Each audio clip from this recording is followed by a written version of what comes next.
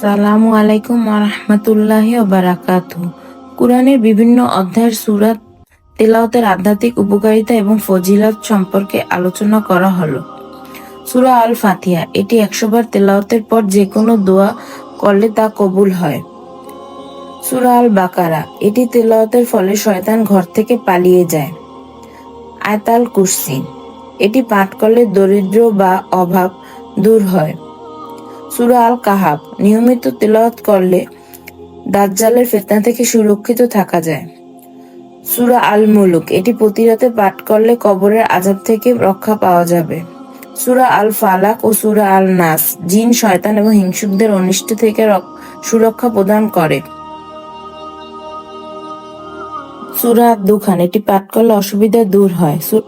সূরা আল ওয়াকিয়া, যিনি প্রতিদিন এটা পাঠ করে তিনি কখনোই দারিদ্রতা অনুভব করে না। সূরা আল মুজাম্মিল, এটি 11 বার তেলাওয়াত করলে প্রতিটি কঠিন কাজ সহজ হয়ে যায়।